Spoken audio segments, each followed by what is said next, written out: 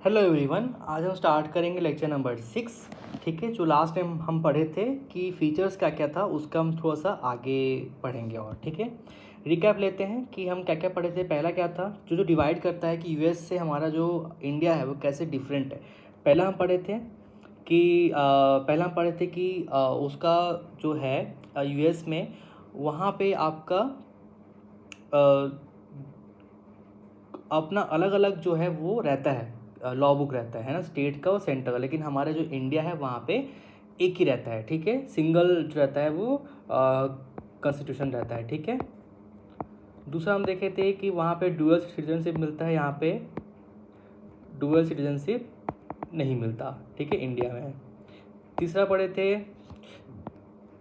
कि वहाँ पे क्या होता है कि आपका आर्टिकल नंबर 3 के हिसाब से आप चाहोगे तो अपना लैंड एरिया एक दो स्टेट का आप चेंज कर सकते हो, सेंट्रल गवर्नमेंट चेंज कर सकता है बिना अनुमति लिए स्टेट गवर्नमेंट का। लेकिन वहाँ यूएस में आपका ऐसा है कि आप एक इंच भी नहीं हिला सकते स्टेट का बिना उनसे अनुमति लिए। ठीक है, चौथा हम पढ़े थे कि जो गवर्नर है आर्टिकल 155 है ना, आर्टिकल 155 के मुताबिक जो गवर्नर जो हम इलेक्ट करते हैं वो प्रेसिडेंट करता है on the advice of council of ministers, है ना। लेकिन यूएस में क्या होता है कि जो गवर्नर है वो उनके खुद के लोग सिलेक्ट करते हैं। ठीक है, पांचवा क्या था कि जो ऑल इंडिया सर्विस है ना, वो जो है काम तो करता है, स्टेट के अंडर काम करता है, लेकिन जो कंट्रोल है वो सेंट्रल गवर्नमेंट रखती है। ठीक है, ये तो पढ़ लिया हम लोग। ठीक है, और एक और आता है आपका कॉमन इलेक्शन कमीशन। ठीक है, जो आपका इलेक्शन जो होता है उनके जो कमिश्नर रहते हैं, है ना, जो पूरे इलेक्शन को संभालते हैं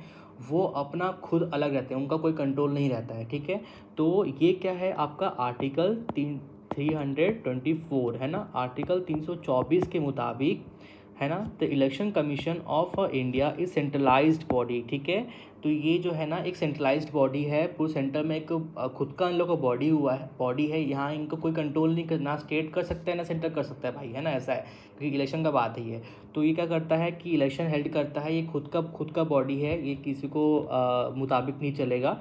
क्यों? क्योंकि हमारे लॉ बुक में आर्टिकल 324 के मुताबिक ये दिया गया है। ठीक है, आर्टिकल 324 के मुताबिक जो इलेक्शन कमीशन ऑफ इंडिया है वो सेंट्रलाइज बॉडी है, responsible for conducting election to both house of parliament and state legislative assembly. ठीक है, जैसे कि इलेक्शन फॉर पंचायत हो गया, म्यूनसिपैलिटी हो गया, वो तो स्टेट इलेक्शन कमिश्नर हेल्ड करता है, याद रखना। ठीक है, लेकिन वो भी क्या करता है कि इंडिपेंडेंटली ऑपरेट करता है। ठीक है, जितने भी इलेक्शन कमीशन है वो इंडिपेंडेंटली करता है। देखो याद रखना कि जो पंचायत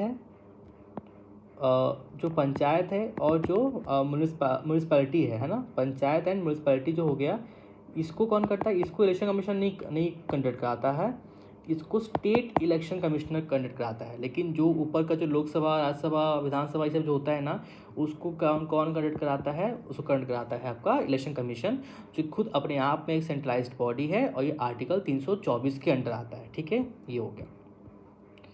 तो अभी देखो हमने अभी तक ना आर्टिकल 3 पढ़ लिया है, आर्टिकल 155 है ना, आर्टिकल 155 था ना गवर्नर के लिए,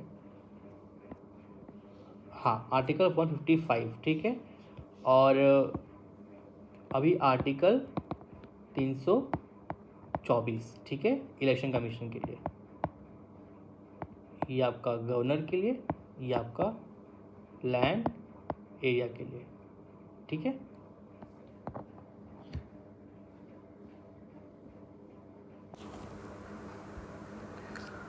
और फिर नेक्स्ट पढ़ते हैं हम लोग कि आर्टिकल 360 के अंडर क्या होता है। ठीक है, ये भी फीचर्स में आता है जो कि डिफरेंशिएट करता है ना यूएस से हमारे इंडिया को। ठीक है, आर्टिकल 360 क्या बोलता है? Under article 360 when president proclaims a financial emergency. ठीक है, फाइनेंशियल इमरजेंसी, तो याद रखना आर्टिकल 360 है ना, 360, आर्टिकल 324 पढ़ लिए जो कि इलेक्शन कमीशन का था, आर्टिकल 155 पढ़ लिए, 155, 324 और 360 में क्या होता है? Financial emergency. ठीक है, फाइनेंशियल इमरजेंसी।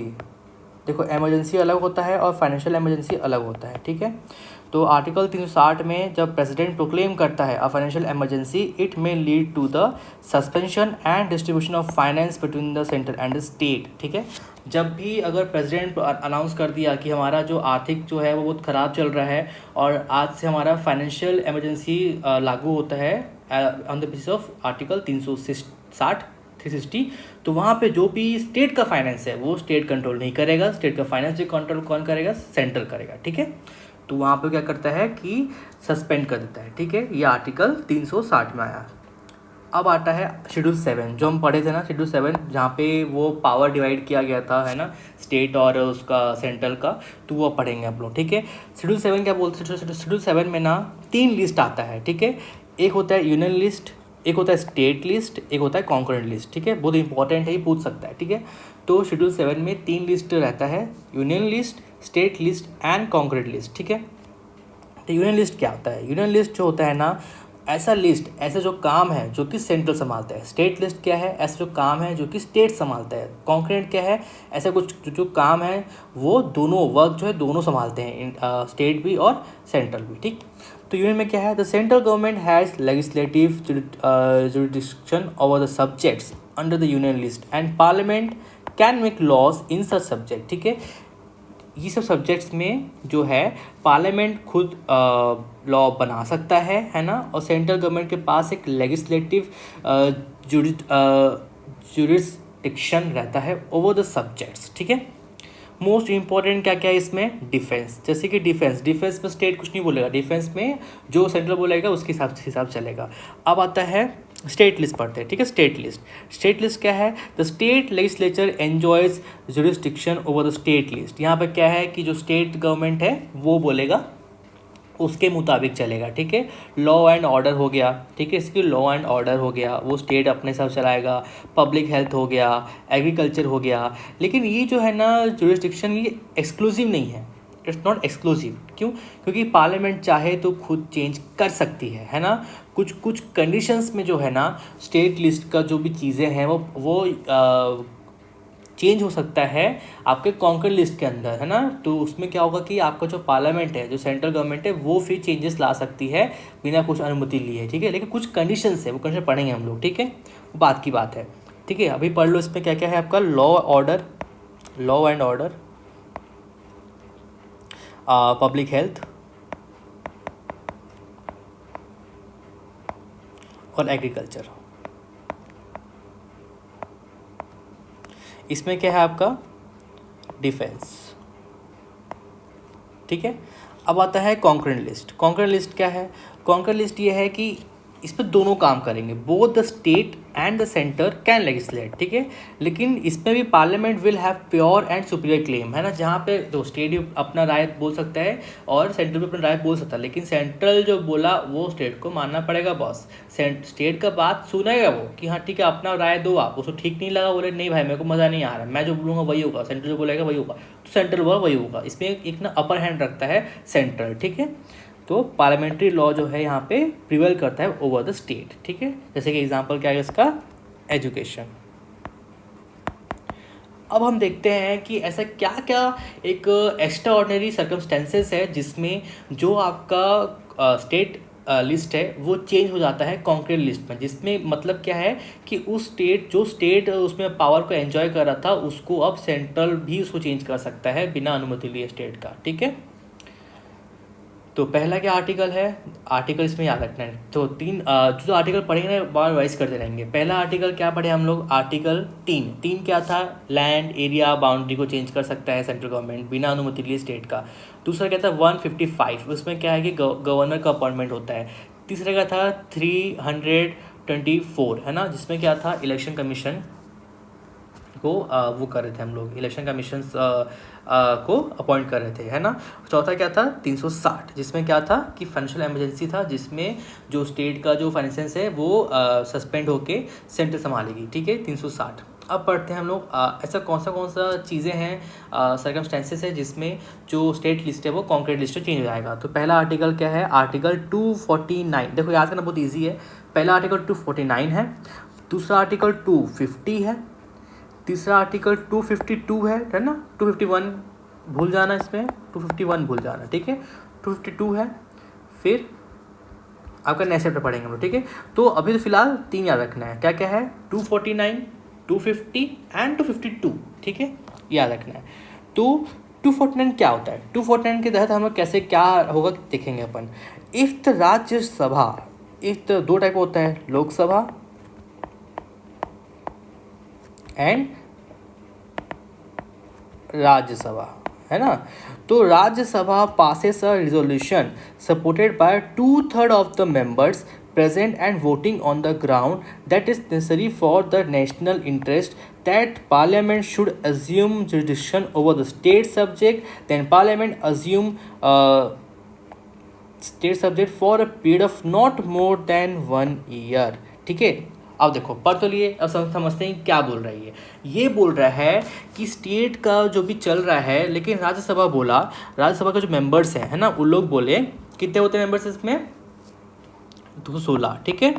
तो राज्यसभा के जो मेंबर्स हैं वो बोले कि देखो यार, मेरे को ठीक नहीं लग रहा है, हम लोग को ना वो स्टेट का ना काम काज ठीक नहीं लग रहा है ना। तो वो अच्छे से काम नहीं कर रहे हैं, वो स्टेट का हाल बहुत ख़राब हो गया है, पसली हो गया उनका, है ना।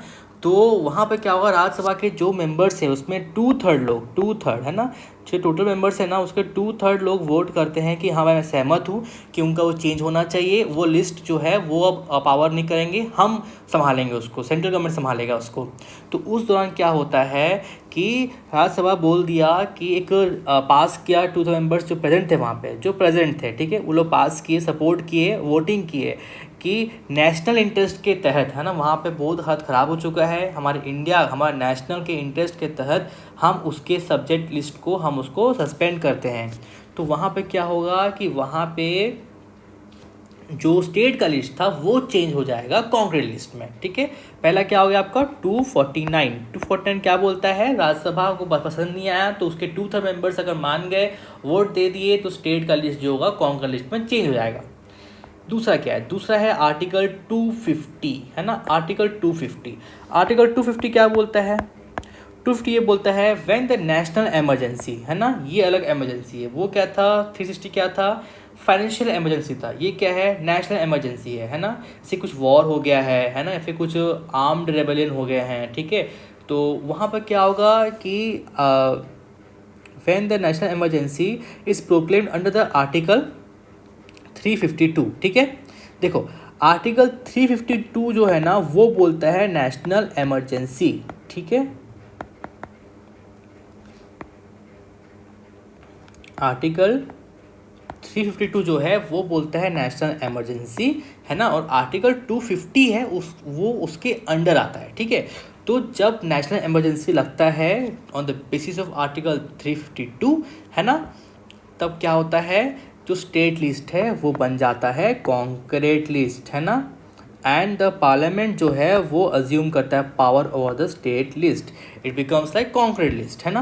However the state legislature would not be suspended, यहाँ पे क्या होगा कि जो स्टेट के नेता थे, जो स्टेट के एमएलए थे, वो सस्पेंड नहीं होंगे ड्यूरिंग दिस पीरियड, रेदर वो अपना फंक्शन करते रहेंगे, है ना। Both can legislate upon the subject, but the law, जो लॉ बनाएगा पार्लियामेंट वो ही माना जाएगा स्टेट के ऊपर लॉ के हिसाब से, ठीक है। तो आर्टिकल 249, आर्टिकल 250 में क्या है याद रखना, राज्यसभा, आपको याद आ जाएगा, ठीक है। राज्यसभा को पसंद नहीं आया, वो 2/3 मेंबर्स बोले कि हमको पसंद नहीं आ रहा है, तो वहाँ पे जो स्टेट लिस्ट है वो कॉन्कर लिस्ट बन गया। 250 में क्या है, नेशनल इमरजेंसी लग गया है, तो वहाँ पे क्या होगा कि पार्लियामेंट जो है वो पावर में आ जाएगा, और यहाँ पे जो लेजिस्लेचर है उन लोग चेंज नहीं होंगे, वो लोग अपना काम करते रहेंगे, लेकिन यहाँ पर जो पार्लियामेंट जो लॉ बनाएगा वो सुप्रीम रहेगा, ठीक है। नेशनल इमरजेंसी किसके तहत लगता है, आर्टिकल 352, ठीक है। अब आते हैं आर्टिकल 252 क्या है, इफ़ 2 और more state legislature pass resolution authorizing the parliament to legislate over 1 or more of state subject, then the parliament assume jurisdiction, ठीक है। इसको आप भी पढ़ते नहीं है, मैं आपको समझाता हूँ क्या होता है, ठीक है। जैसे कि फॉर एग्जांपल आर्टिकल 252 पढ़ रहे हैं अपन, है ना, 252 पढ़ रहे हैं, एग्जाम्पल के साथ समझा रहा हूँ आपको मैं, ठीक है। एक स्टेट है छत्तीसगढ़, ठीक है, एक स्टेट है आपका वेस्ट बंगाल। ठीक है, अब देखो छत्तीसगढ़ में क्या हो रहा है कि जो आपका स्टेट का क्या था, एग्रीकल्चर था, है ना। तो ये जो एग्रीकल्चर है, और वेस्ट बंगाल क्या है, लॉ एंड ऑर्डर। ठीक है, लॉ ऑर्डर ये सब ये कौन संभालता है, ये स्टेट लिस्ट में आता है। ठीक है, तो ये स्टेट लिस्ट संभालेंगे, इनका गवर्नमेंट संभालेगा। लेकिन छत्तीसगढ़ के जो नेता लोग हैं, जो गवर्नमेंट है, वो देख रही कि हम लोग के ये पार चला जा रहा है, हम लोग अब एग्रीकल्चर संभाल नहीं पा रहे हैं, सारे खेत उजड़ जा रहा है, हम लोग को समझ नहीं आ रहा है। तो यहाँ पे क्या होगा, छत्तीसगढ़ चाहे तो वो एग्रीकल्चर जो कि स्टेट लिस्ट था उसको चाहे तो वो एक कॉन्करेंट लिस्ट में चेंज कर सकता है। वो फिर बोलेगा सेंट्रल को कि साहब आप ही संभालो यार, हमसे नहीं हो पा रहा है। ठीक है, तब वो होगा, तब do and the basis of article 252, है ना, आर्टिकल 252 वो जो है वो चेंज हो जाएगा कॉन्करेंट लिस्ट में। ठीक है, ये वही बोल रहा है।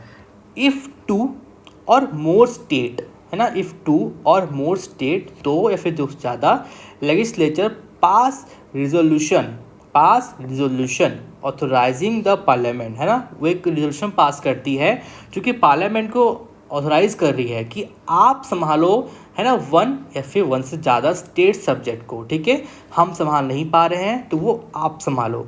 तब क्या होगा, जो पार्लियामेंट है वो एज्यूम कर देगा उस पावर को ओवर दो स्टेट सब्जेक्ट। समझ में आ गया। और फिर क्या करेगा, वो उसी स्टेट के लिए, जैसे कि छत्तीसगढ़ बोला है कि मेरा एग्रीकल्चर नहीं हो रहा है, सेंट्रल गवर्नमेंट सभी स्टेट का एग्रीकल्चर नहीं देखेगी, वो सिर्फ छत्तीसगढ़ की स्टेट का ही एग्रीकल्चर संभालेगी। ठीक है, वही बोल रहा है ये कि अगर दो से और मोर स्टेट जो है वो पास करती है ना, रेजोल्यूशन पास करती है, रेजोल्यूशन की पार्लियामेंट को बोलती है कि आप हमारा ये जो सब्जेक्ट है, ये जो लिस्ट है, उसको आप संभालो। उसमें क्या होगा कि वो अपने आप उसको ले लेगा पावर को, सेंट्रल गवर्नमेंट, और वो उसी कंसर्न स्टेट के उसी लिस्ट को वो करेगा। ठीक है, संभालेगा। एग्जाम्पल दिया, पढ़ते चलो। Example, for instant West Bengal, Bihar and Jharkhand decided that they would not take charge of public health and sanitation. ठीक है, यहाँ पे क्या हुआ कि जो वेस्ट बंगाल है, बिहार है और झारखंड है, वो लोग डिसाइड करते हैं कि भाई हम सब नहीं हो पा रहे हैं, हम पब्लिक हेल्थ और सैनिटेशन को नहीं संभाल पाएंगे। तो क्या करेंगे, उन लोग फिर एक निकालेंगे, है ना, और वो सब्जेक्ट। तो फिर क्या होगा कि जो पार्लियामेंट है वो फिर क्या करेगा, इन तीनों स्टेट में पब्लिक हेल्थ और सैनिटेशन को वो इंटरफेन करेगा, वो फिर कंट्रोल करेगा। ठीक है, तो and then the parliament would intervene and start legislating over that particular subject only of this three state. ये तीन बोले हैं कि हमसे नहीं हो रहा है, तो ये तीनों का बोल करेगा ये। ठीक है, बाकी स्टेट का नहीं करेगा। ठीक है, ये हो गया। इसके साथ आपका ख़त्म होता है चैप्टर नंबर 6, है ना। और इसमें हम एक बार पढ़ते हैं क्या क्या आर्टिकल्स पढ़ें, क्योंकि जितने बार रिवाइज करेंगे ना उतना हमको याद हो जाएगा आर्टिकल। ठीक है, पहला आर्टिकल क्या पढ़े हम लोग, पहला आर्टिकल पढ़े 3। इसमें क्या था, लैंड एरिया बाउंड्री, है ना, लैंड एरिया बाउंड्री को चेंज कर सकता है। कौन चेंज कर सकता है, कौन चेंज कर सकता है, सेंट्रल गवर्नमेंट चेंज कर सकता है बिना अनुमति लिए स्टेट गवर्नमेंट का। ठीक है, फिर हम पढ़ते हैं आर्टिकल 155। इसमें क्या था, गवर्नमेंट जो है वो गवर्नर अपॉइंट करता है ना, इसका तो गवर्नर या गवर्नर अपॉइंटमेंट।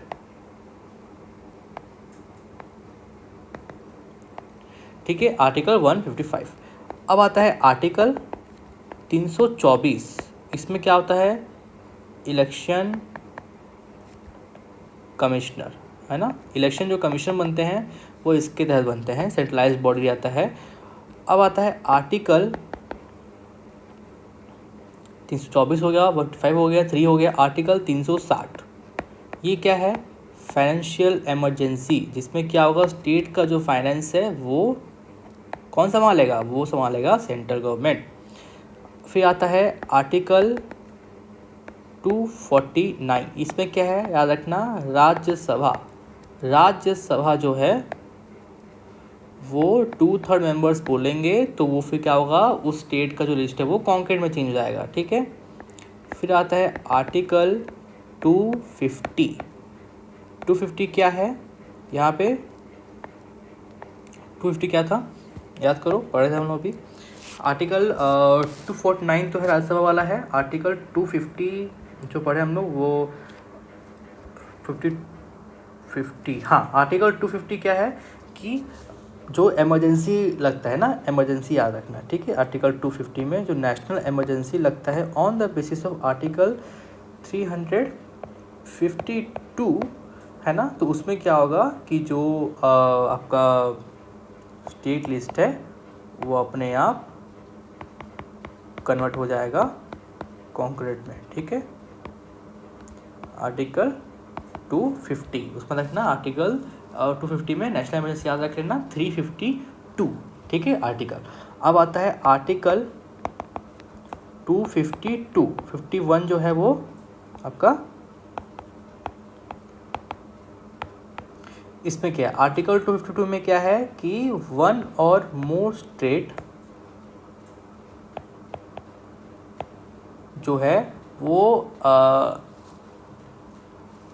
अपना पावर देती है पार्लियामेंट को कि आप इस स्टेट लिस्ट को आप कंट्रोल करो, ठीक है।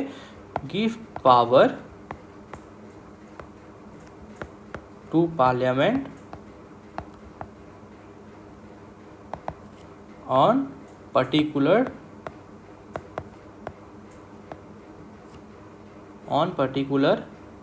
स्टेट लिस्ट, ठीक है। इस चैप्टर से हम लोग इतना आर्टिकल्स पढ़ लिए हैं, याद रख लेना, एक बार और अच्छे से पढ़ना, रिवाइज करना बार बार, तो आर्टिकल याद होने लग जाएंगे, ठीक है। चलो अब नेक्स्ट चैप्टर पढ़ेंगे हम लोग, लेक्चर नंबर 7, ठीक है। इस पर बताऊंगा आपको मेजोरिटी क्या होता है, सिंपल मेजोरिटी, स्पेशल मेजोरिटी कैसे होता है ना, और कुछ और आर्टिकल्स हैं वो पढ़ लेंगे हम लोग, ठीक है। चलो बाय।